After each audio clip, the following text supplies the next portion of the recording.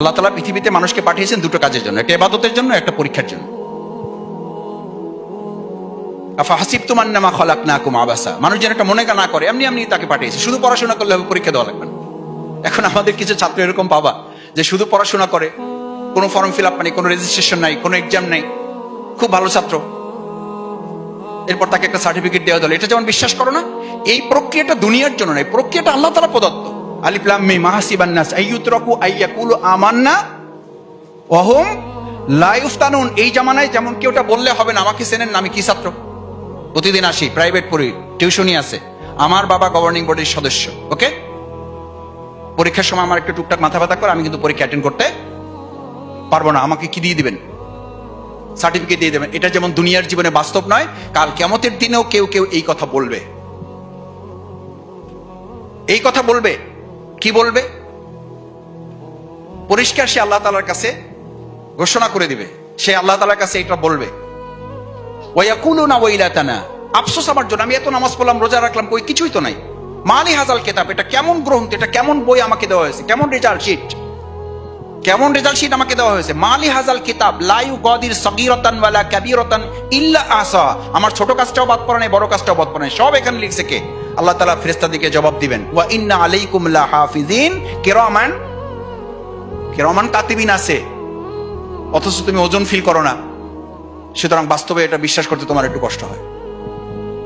মোবাইলে ওজন ফিল করো না, অথচ এর মধ্যে পিএইচডি সকস থিসিস আছে, এটা কিভাবে বিশ্বাস করো? কিভাবে বিশ্বাস করো যে গোটা দুনিয়াটা এটার মধ্যে আছে? এটার মধ্যে ওজন নাই তো কোনো, তা হাতে করে বরে বেড়াচ্ছ।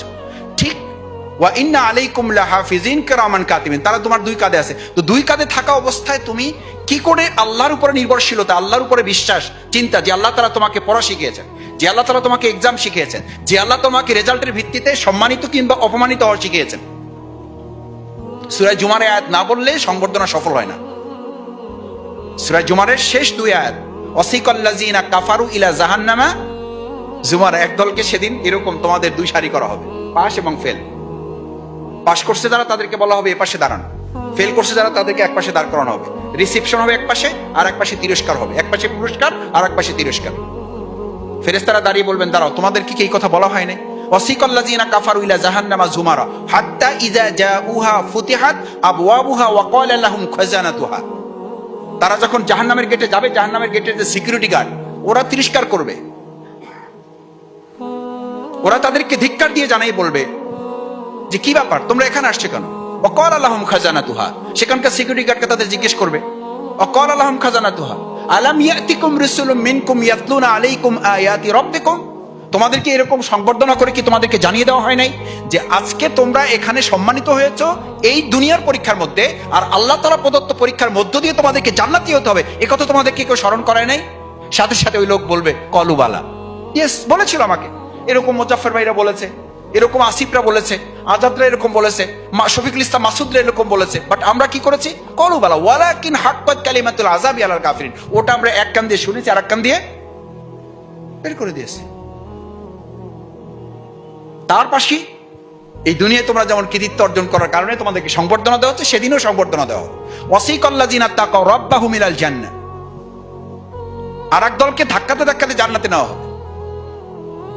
যেটা মাওলানা দেলোয়ার হোসেন সাঈদী রাহিমাহুল্লাহর একটা চমৎকার ওয়াজের ব্যাখ্যা আছে, যে শব্দ তাফসিরের আয়াতের একই ব্যাখ্যা করা হয়। ওয়াসিকাল্লাযিনা কাফারু ইলা জাহান্নাম, জাহান্নামীদেরকে ধাক্কানো হবে, ওয়াসিকাল্লাযিনা তাকাউ রাব্বাহুম ইলাল জান্নাতি জুমারা, জান্নাতীদেরকে ধাক্কানো হবে। তো দুই গ্রুপকে ধাক্কানো হবে কেন? মুহাদ্দিসগণের ব্যাখ্যা হচ্ছে যে জাহান্নামীরা যেতে চাইবে না, আর জান্নাতীরা তাদের যে রাস্তা, যেটা ঢোকার রাস্তা, ওই রাস্তার মানে দৃশ্য যেটা, ওটা দেখে ওখানে কি করবে? বসে যাবে। যেমন তোমরা যদি রিসেপশনটা আরেকটু সুন্দর হতো, তোমাদের জন্য রেড কার্পেট ওয়ার্ম রিসেপশন থাকতো, তো ওরকম একটা সিস্টেম দেখে কেউ কেউ মনে করে, যেমন আমরাও অনেক সময় এখন হোটেল টোটেলে ঢুকলে জুতা হাতে নেবো না, রাখবো না, কি করবো, লেখা ডানে বামে তাকাই যে কি জুতা সহ না জুতা ছাড়া, পরে ওনটা বলে যে না জুতা সহই আসেন, আপনার আজকে জুতা খুলতে হবে, এই জন্য আমরা রেড কার্পেট দিই না। এই রেড কার্পেট দিয়েছেন, এইটার উপর দিয়ে আপনি জুতা দিয়ে, দুনিয়াতেই যদি এরকম ডান বাম তাকাতাকি করা লাগে, তাহলে জান্নাতি কি হবে বোঝাই যাচ্ছে। ওখানে জান্নাতীরা বসেই পড়বে যে আর লাগবে না, যা পাইছি দিছি জানা। ফেরেশতারা বলবে, আরে মেয়ে, এটা তো শুরুই হয়নি, তো গেট, কেবল গেটটাই ফুল দিয়ে এত সুন্দর করে বেলুন দিয়ে সাজানো হয়েছে, এইটা দেখে যদি সিকিউরিটি গার্ডের সাথে আপনি বসে যান, তাহলে আপনার তো উপরে ব্যবস্থাপনা আছে। ওয়াসিকাল্লাযিনা তাকাউ রাব্বাহুম ইলাল জান্নাতি যুমারা হাত্তা ইযা জাউহা ওয়া ফুতিহাত আবওয়াবুহা ওয়া ক্বালা লাহুম খাজানাতুহা, ওখানেও সিকিউরিটি গার্ড আটকাবে। সালামুন আলাইকুম তিবতুম, দিস ইজ কংগ্রেচুলেশনস। আজকে তারা পরীক্ষা উত্তীর্ণ হয় এই সামান্যতম এটুকু পেয়ে তোমার মধ্যে একটা আনন্দ বা পুলকিত ভাব অনুভব করছো, তাহলে মনে করো জান্নাতের গেটে সেদিন রিসেপশনটা পেয়ে তোমার মধ্যে উপলব্ধিটা কি হবে। এইটুকু মেসেজ এখান থেকে নাও যে দুনিয়ার পরীক্ষার মধ্যে যে অর্জন তুমি করেছো, আমার টার্গেট হবে এখন নিজেকে পরিপূর্ণ সৎ ভালো মানুষ করে জান্নাত উপযোগী করার মাধ্যমে চূড়ান্ত রিসেপশনটা যেন আমরা অর্জন করতে পারি ইনশাআল্লাহ। দেখি আমরা রেডি আছি সবাই সিদ্ধান্ত নিলাম ইনশাআল্লাহ যে দুনিয়ার সফলতার জন্য আমরা একই সাথে জান্নাত উপযোগী হিসাবে আমরা আমাদেরকে গড়ে তুলব।